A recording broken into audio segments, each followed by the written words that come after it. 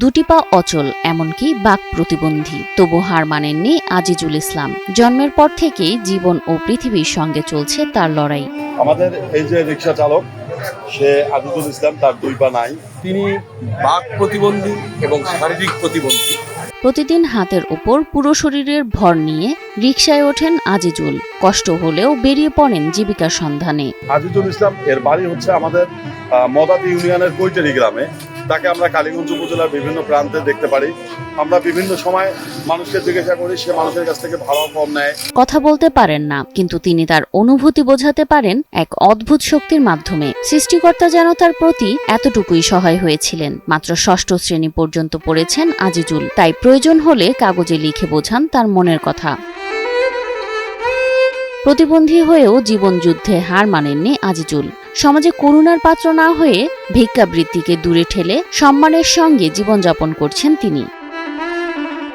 অভাব অনটন তার নিত্যসঙ্গী। নুন আনতে পান্তা ফুরায় এই রিকশা চালকের। যে সংসার একদিন ভালোবাসার ছায়ায় ঘেরা ছিল, সেটিও আর নেই। অভাবের তাড়নায় স্ত্রী ও দুই সন্তান অন্যের ঘরে ঠাঁই নিয়েছে, ফেলে গেছে আজিজুলকে একা। সে বিয়ে করছিল, তার সব খুব সুন্দর একটা সুখের সংসার ছিল। সেই সংসারে দুই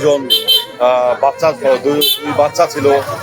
আসলে তার এই বন্ধুত্ব হওয়ার কারণে তার পরিবার চলে গেছে, তার বাচ্চা দুটো তার সাথে নাই।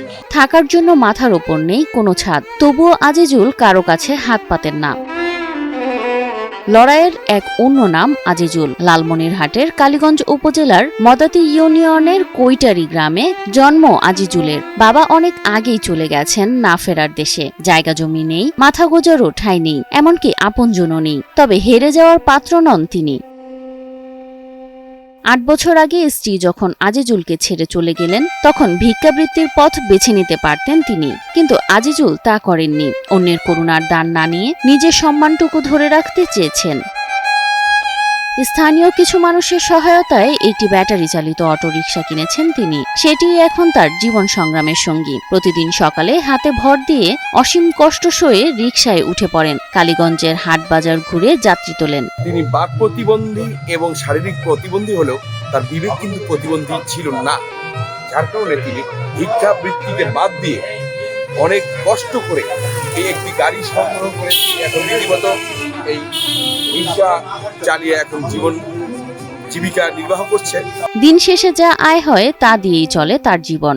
নিজের থাকার জায়গা নেই বলে অন্যের বাড়িতে ঠাঁই নেন, কিন্তু কারো দয়ার মুখাপেক্ষী নন তিনি। সমাজের যারা বিদ্যমান ব্যক্তি রয়েছেন, সহৃদয় ব্যক্তি রয়েছেন, বিভিন্ন রাজনৈতিক স্থানে যারা নেতৃবৃন্দ রয়েছেন, সবাই কাছে অনুরোধ করবো এনার পাশে এসে দাঁড়ানো এবং এনাকে সহযোগিতা করার জন্য। বাকশক্তিহীন এই মানুষটির জীবন যুদ্ধ দেখে অনেকেই বিস্মিত হন। আজিজুল যেন চোখে আঙুল দিয়ে দেখিয়ে দেন, ইচ্ছাশক্তি আর পরিশ্রম থাকলে কোনো প্রতিবন্ধকতাই মানুষকে থামাতে পারে না। যেখানে সক্ষম মানুষ হয়েও জীবনের নানা অজুহাতে হাল ছেড়ে দেয়, সেখানে আজিজুল চোখে নতুন স্বপ্ন দেখায়। তার সংগ্রাম, তার আত্মসম্মানবোধ, তার লড়াই, এ যেন এক জীবন্ত অনুপ্রেরণার গল্প।